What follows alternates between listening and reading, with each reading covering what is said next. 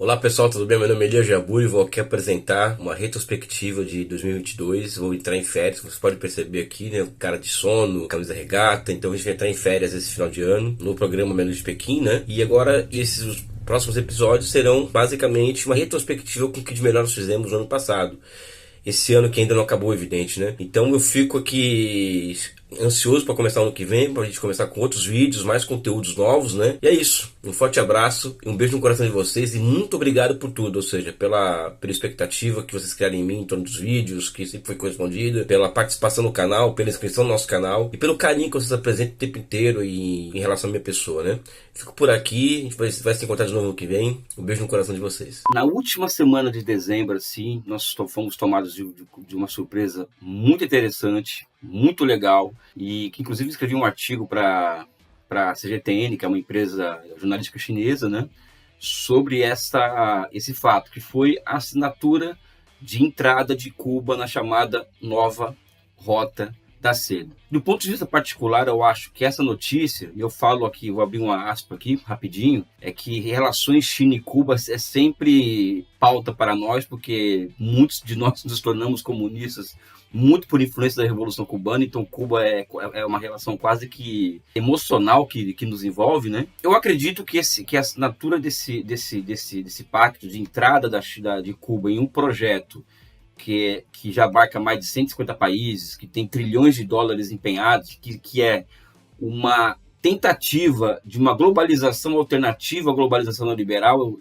o que seria uma globalização pautada pela exportação de bens públicos, ou seja, infraestruturas como energia, transportes, a conexão física do mundo por terra e por mar, a China está se propondo a fazer. E os países beneficiários desse projeto podem fazer utilização dessa proposta da forma como bem entender.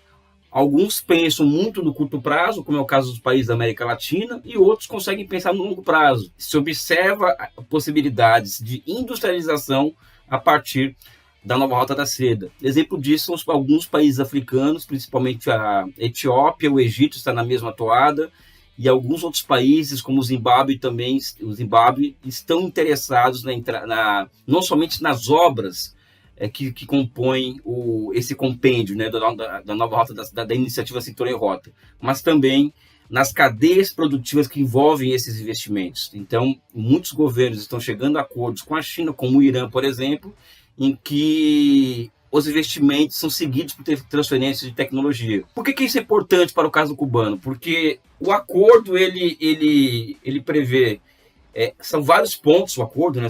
Envolve N pontos, porque não é somente investimentos em infraestrutura, envolve também a nova rota da seda da saúde, da ciência e tecnologias, enfim. A nova rota da seda já é algo que é muito além das infraestruturas em si mesmo. Primeiro, porque Cuba conseguiria, caso aconteça mesmo esses investimentos, Cuba conseguiria abrir um relevo diante de si para a tomada do processo de desenvolvimento, que é o grande problema cubano. A posição chinesa em relação ao conflito da Ucrânia, entre a Ucrânia e a Rússia. E eu também tenho sido muito perguntado não somente sobre a posição chinesa, né, mas também sobre as votações constantes em que a China tem se notabilizado na ONU de abstenção, ou seja, a China não condena, né, e também não apoia. Isso se nós formos olhar a política em preto e no branco. Já vou explicar isso daqui a pouco para vocês. Enfim, qual que é a posição chinesa nessa disputa toda? Primeiro que a gente tem que fazer algumas observações. A primeira delas é que existe uma aliança estratégica entre Rússia e China, uma aliança estratégica que vem se aprofundando em todos os campos de atividade política, econômica e social que envolve os dois países, né? Então, a Rússia e a China ela é uma relação estratégica que vem crescendo de patamar ano a ano e que se aprofundou muito nos últimos anos com o aumento das hostilidades do Ocidente em relação à Rússia. Ou seja, a Rússia é um país sancionado como vários países e as sanções chegaram ao ponto agora de terem assaltado 600 bilhões de dólares das reservas do Banco Central Russo fora do país. Ou seja, é uma situação em que por si só já se percebe que a Rússia está sendo jogada para uma união com a China quando uma política mais inteligente por parte do imperialismo seria a busca por abrir uma cunha entre os dois países, como fez o Nixon em 71. Não é o caso que está acontecendo hoje. O que está acontecendo hoje é que as hostilidades ocidentais dos Estados Unidos e a posição da Europa em relação ao conflito, que é uma posição muito ruim, pelo menos por enquanto, tem levado a Rússia a uma posição assim de consolidação maior ainda de sua relação com a China. Mas a China se abstém nas votações da ONU. Pessoal, na ONU, né, a abstenção pode significar um ato de condenação ou não de condenação. Né? Ou seja, a China, a Índia, o Brasil e vários países se abstiveram, né, de condenar um ataque de um país sobre o outro, em tese, vamos trabalhar no preto no branco. Né? Isso significa, pessoal, observando um grau de abstração máximo, um apoio velado àquilo lá, aquilo que está acontecendo. E esse apoio velado não se dá em torno do ato em si, que foi a ocupação da Ucrânia. O Partido Comunista da China, evidentemente, que ele em uma opinião particular, dado a capacidade que eles demonstraram para exercer o poder político, e o que os chineses conseguiram em 70 e poucos anos, 72 anos desde a Revolução, a força política mais avançada do nosso tempo histórico. Né? Por que eu estou dizendo isso?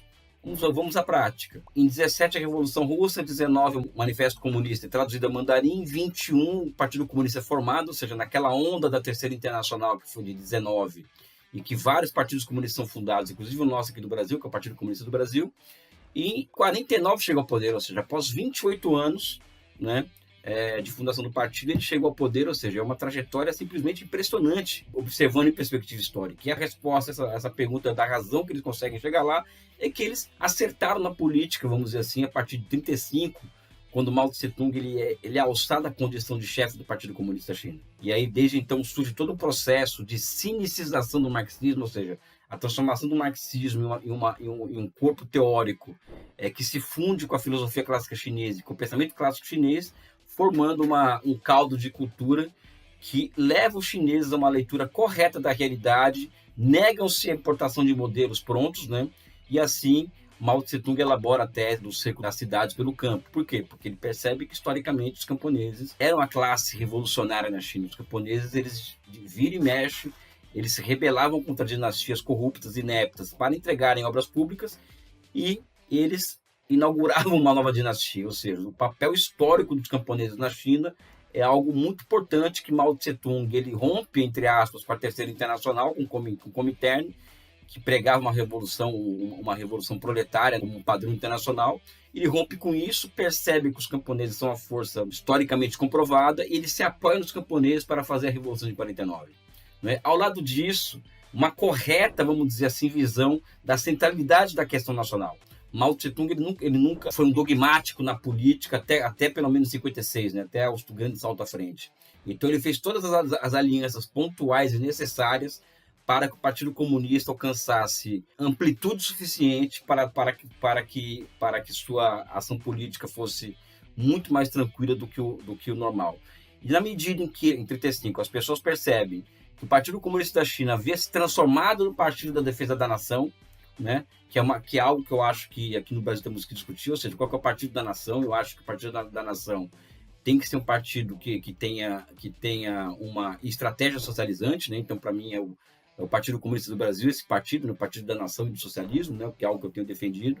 E as pessoas, o povo perceber que, além de atender às pautas camponesas, e eles ainda serem o elemento estratégico da defesa da soberania nacional, eles apoiados nisso, chegam ao poder em 49, após uma guerra civil contra o Kuomintang, que se esconde em Taiwan, então eles estão lá até hoje, né?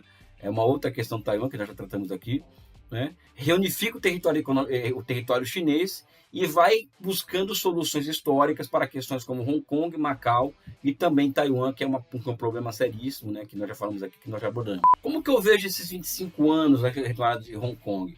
Primeiro, eu acho que é um marco fundamental na luta anticolonial no mundo. O Deng Xiaoping, na conversa que ele teve com a Margaret Thatcher em 84, quando se coloca em pauta o retorno de Hong Kong, uma conversa dura entre os dois, né? E a Margaret Thatcher, diante de um homem de 1,58 m de altura, ela se achava muito superior a ele por conta até da Guerra das Malvinas, né, que ela destruiu com o exército argentino, e ela propôs a troca de soberania por administração, ou seja, a soberania continuaria sendo inglesa, mas a administração seria chinesa. Isso, e o chinês, o Deng Xiaoping, não admitiu isso de jeito nenhum, né? Foi uma conversa muito dura, inclusive, que o Deng Xiaoping ele ameaçou colocar uma solução própria para aquela questão do Hong Kong, né? O que seria uma ocupação militar, por exemplo, né? E que a China em 84 não era mais a China da dinastia Qing que perdeu Hong Kong para o Reino Unido, era uma outra China, né? Acho que o recado foi muito claro dessa conversa dele com a Margaret Thatcher. Essa conversa está transcrita no terceiro volume das obras escolhidas de Deng Xiaoping, que é muito interessante essa conversa, mas ele diz o seguinte: a Inglaterra vai deixar de ser uma potência colonial, né? Ou seja, pelo menos isso vai ter de bom. Então, para a luta anticolonial, né, é um símbolo muito importante o retorno de Hong Kong, né? Ou seja, aquela cena, por exemplo, né, da bandeira inglesa sendo arriada e a bandeira chinesa sendo arriada, e você vê a cara do príncipe Charles, né? Ou seja, a cara de desolação deles, é a cara mais assim interessante de uma potência colonial em ampla decadência como a Inglaterra até hoje, né? Do ponto de vista de futuro, eu vejo que o futuro de Hong Kong está completamente conectado ao continente, ou seja, Hong Kong ela deve vir a fazer parte, ou seja, a ideia dos chineses é essa, né? De um hub de alta tecnologia que ligue Hong Kong, Shenzhen e Macau e toda aquela parte do Vale do Silício chinesa, chamado Vale do Silício chinesa, que é a província de Guangdong, né? E Hong Kong sendo parte desse arranjo produtivo local, né? É um nome feio que eu não gosto muito de falar, mas não deixa de ser também, né? Um arranjo produtivo local, né? Então, o futuro de Hong Kong está em se transformar em uma economia produtiva e não mais uma economia especulativa, mas a luta política em torno do futuro de Hong Kong é muito grande na medida em que as próprias pressões imperialistas elas acabam elevando de patamar à medida em que a China vai alcançando um status mundial superior ao que tinha 10, 20, 30 anos atrás. Daí vem aquela pergunta clássica que já me fizeram que já me fizeram no Inteligência Limitada, que me fizeram no Flow, que é o socialismo, né? E eu sempre respondo dessa forma. O socialismo ele é uma forma histórica. E como forma histórica, ele vai se manifestar de forma diferente a depender de onde ele surgir. Mas, evidentemente, que essa forma histórica ela tem algumas características que vão se tornando praticamente leis universais da economia política do socialismo, da construção do socialismo. Por exemplo, a propriedade pública dos meios de produção, sobre a grande produção e a grande finança, meios estratégicos de produção, e também um bloco histórico que ocupe o poder de Estado, que é um bloco histórico que não precisa estar somente o Partido Comunista nele, ou seja, pode ter mais partidos na China, uma frente unida, do Partido Comunista mais 7 ou 8 partidos, mas o Partido Comunista é o comandante do processo, tanto é que na China as instituições de partidos são mais importantes que as instituições de Estado, né? Então, existe na literatura ocidental uma falsa premissa de que na China tem um partido de Estado. Não existe partido de Estado na China. O que existe na China é um Estado que é submetido pelo partido, ou seja, o próprio Exército de Libertação Popular é do Partido Comunista e não do Estado chinês. Então, levar essas questões para o debate, levar essas informações para o debate, ou seja, o fato da China ser uma democracia não liberal, ou seja, uma democracia cada vez mais, uma democracia de caráter participativa, não somente representativa, mas muito mais participativa do que outra coisa, que está caminhando com as suas próprias pernas e a passos lentos, mas se vai se conformando ali uma forma de participação popular, ainda mais após a limpeza que o Xi Jinping fez no Partido Comunista, nível de base, nível de bairro de aldeia, né, que é muito interessante ser observado.